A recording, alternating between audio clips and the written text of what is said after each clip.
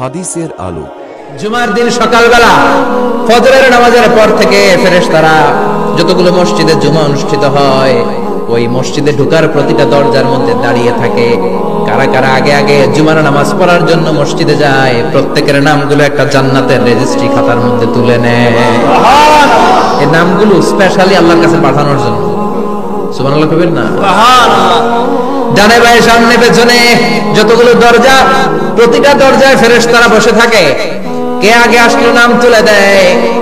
তুলতে তুলতে তুলতে তুলতে খতিব সাহেব যখন খুতবা দেওয়ার জন্য মিম্বারে যেয়ে বসে যায়, ফেরেশতারা তাদের খাতা বন্ধ করে তারাও খতিব সাহেবের সামনে জুমার খুতবা শোনার জন্য বসে যায়। পড়েন সুবহানাল্লাহ। প্রথম জুমার দিন জুমার মসজিদে যে ঢুকবে, বিশ্বনবী বললেন আল্লাহর রাস্তায় একটা উট কুরবানি দিলে যেই সওয়াব, এই সওয়াব আল্লাহ আমলনামায় দিয়ে দেয়। দ্বিতীয় পর্যায়ে যে ঢুকে, বিশ্বনবী বললেন বাকারা, গরু কুরবানির সওয়াব পায়। তিন নম্বরে যে ঢুকবে, বিশ্বনবী বললেন কাবসা, হাদিসের ভাষায় এসেছে আল কাবাস, কাবাস মানে হলো বকরি, বকরি কুরবানির সওয়াব। চার নম্বরে যে ঢুকবে তার হচ্ছে দাজাজা, দাজাজা মানে মুরগি। পাঁচ নম্বরে যে ঢুকবে, বিশ্বনবী বললেন বাইদা, নোয়াখালীরা কয় বয়দা, আমরা কই আন্ডা, কুমিল্লায় কই ডিম। আছে না নাই? এক দেশের কত ভাষা, এক দেশের গালি আর এক দেশের বুলি। আমরা বলি ছেলে, কুষ্টিয়ায় বলে পুত্র, আরেক জায়গায় গেলে বলে হুত, আরেক জায়গায় গেলে বলে ফোয়া। আছে না নাই? এক এলাকায় বলে বেটা ছেলে, ছেলেদেরকে বেটা ছেলে। মরদ হওয়া, মরদ হওয়া হবে না, মরদ হওয়া হবে। আহা, কি ভাষার বৈশিষ্ট্য! তো যেটা আমরা বলি ডিম, কথা বলে আন্ডা, কথা বলে বয়দা। তো এই বয়দা আল্লাহর রাস্তায় দান করে দিলে যেই সওয়াব, পঞ্চম ব্যক্তি ওই সওয়াব পাবে। এই পাঁচ জনের পরে আর লেখালেখি নাই, বাকিদেরটা নরমাল নরমাল এন্ট্রি করে সব ফেরেশতারা খুতবা শোনার জন্য বসে যায়। সুবহানাল্লাহ। সুবহানাল্লাহ। জুমার দিনে আগে আগে যাবেন তো? ইনশাআল্লাহ। সবাই রাজি আছেন? ইনশাআল্লাহ। চিৎকার করে পড়েন ইনশাআল্লাহ। ইনশাআল্লাহ। আলহামদুলিল্লাহ, আমরা এই জুমার দিনটাকে রাষ্ট্রীয় ছুটির দিন হিসেবে পেয়েছি, পাইছি না?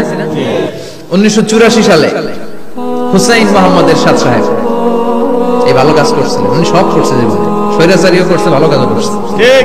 তো খারাপটা আর আমরা না বলি, যেটা ভালো ওইটাই বলি। উনার কারণে আজ অবধি এই 84 থেকে আজ 34 বছর বাংলাদেশের রাষ্ট্রীয়ভাবে সাপ্তাহিক ছুটির দিন কোনটা? আলহামদুলিল্লাহ করবেন না? এই উসিলায় আল্লাহ ওনারে মাফ করুন। পৃথিবীর অনেক দেশে কিন্তু শুক্রবার ছুটির দিন না। আমি বছরের বেশিরভাগ সময় মালয়েশিয়াতে থাকি। মালয়েশিয়ার সাপ্তাহিক ছুটির দিন রবিবার। খ্রিস্টানদের সাথে অনেক বিজনেস তাদের মেনটেন করতে হয়, তো তারা যদি শুক্রবারে ছুটির দিন করে তাহলে সপ্তাহে 2 দিন ব্যবসা বাণিজ্য কাটা পড়ে যায়। নিজেদের কারণে শুক্রবার বন্ধ, যাদের সাথে বিজনেস ওদের কারণে রবিবার বন্ধ। আমরা আলহামদুলিল্লাহ আল্লাহর দয়ায় পবিত্র দিনটাতে পেয়েছি জুমাবার। আলহামদুলিল্লাহ পড়েন আলহামদুলিল্লাহ। এজন্য বিশ্বনবী বললেন খবরদার এদিনের নামাজ মিস করো না। মান তারাকা সালাসা জুমাইন তাহাউনান, গাফলতি করে টানা 3টা জুমা যে ব্যক্তি মিস করলো, তাবা আল্লাহু ফি কলবিহি, রব্বুল আলামিন ওই লোকটার অন্তরের মধ্যে মোহর মেরে দেয়। ওয়া কুতিবা ফি জুমরাতিল মুনাফিকিন, মুনাফিকদের খাতায় তার নাম তুলে দেয়।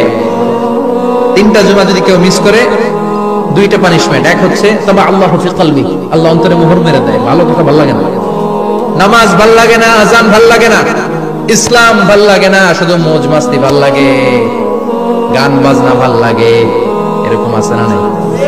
জুমার নামাজে যায় না।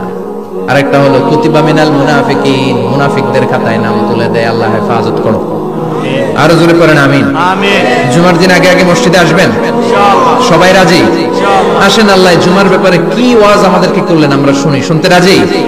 আল্লাহ বললেন ইয়া আইয়ুহাল্লাযীনা আমানু ইযা নুদিয়া লিস-সালাতি মিন ইয়াউমিল জুমআতি ফাসআউ ইলা যিকরিল্লাহি ওয়া যারুল বাই', যালিকুম খায়রুল লাকুম ইন কুনতুম তা'লামুন। পড়েন না আল্লাহু আকবার।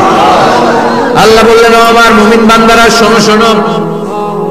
আপনাদেরকে অ্যাড্রেস করে আল্লাহ বলছেন ও আমার মুমিন বান্দারা শোনো, ইযা নুদিয়া লিস-সালাতি মিন ইয়াউমিল জুমআ, জুমার নামাজের আযান যখন দেয়া হয়, ফাসআউ ইলা যিকরিল্লাহ, আল্লাহর স্মরণে তোমরা ধাবিত হও।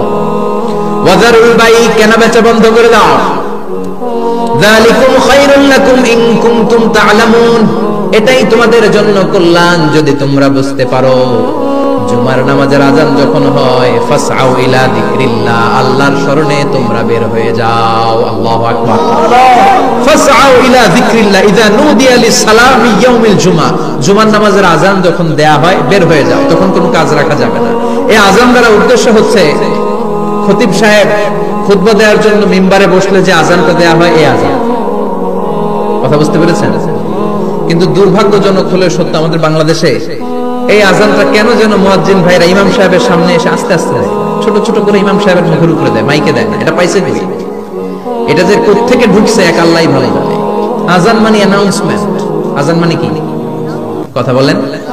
অ্যানাউন্সমেন্ট কি জোরে হবে না আস্তে? তো সব আযান মাইকে এত সাউন্ড করে, এই আযানটা ইমাম সাহেবের মুখের সামনে এসে ছোট ছোট করে কেন দেয়? এটার কোনো দলিল আছে বলে আমার জানা নাই। এই আযানটা মাইকে হতে হবে। আমি পৃথিবীর যত দেশ ঘুরেছি, অনেক বড় বড় মসজিদে আমি জুমার সালাত করেছি, সব জায়গায় মক্কাতুল মুকাররমা সহ মসজিদে নববী সহ সব জায়গায় খতিব সাহেব জুমার মিম্বারে বসার পরে যে আযানটা দেয়া হয়, এটা অন্যান্য আযানের মতো মাইকে দেয়া হয়। আল্লাহ বললেন, ইযা নুদিয়া লিস-সালামি ইয়াউমিল জুমআ, জুমার দিনের আযান যখন দেয়া হয়, এই আযান দ্বারা উদ্দেশ্য হচ্ছে খতিব বসলে যে আযান 12:30 12:15 দিকে যে আযান, এই আযান উদ্দেশ্য নয়। বিশ্বনবীর সময় এই 12:30 12:15 দিকে যে আযান ছিল, এটা ছিল না। বিশ্বনবীর সময় ছিল না, আবু বকরের সময় ছিল না, সাইয়েদনা ওমর ফারুকের সময় ছিল না। এটা চালু হয়েছে সাইয়েদনা উসমান যুন্নুরাইনের সময়। তখন মদিনাতে মানুষের সংখ্যা অনেক বেড়ে গিয়েছে, লোকজনের জায়গা হয় না, মুসল্লিতে ঠাসাঠাসি। উনি ঘোষণা দিলেন, সুক জাওরা, জাওরা নামক বিশাল একটা বাজার আছে, ঘোষণা দিলেন এখন থেকে ওই জায়গায় জুমার নামাজ হবে। মানুষ যেন আগ থেকে প্রস্তুতি নিয়ে আসতে পারে, এজন্য জাওরা নামক বাজারে উনি আর একটা আযান দেওয়ার প্রচলন করলেন। সুবহানাল্লাহ।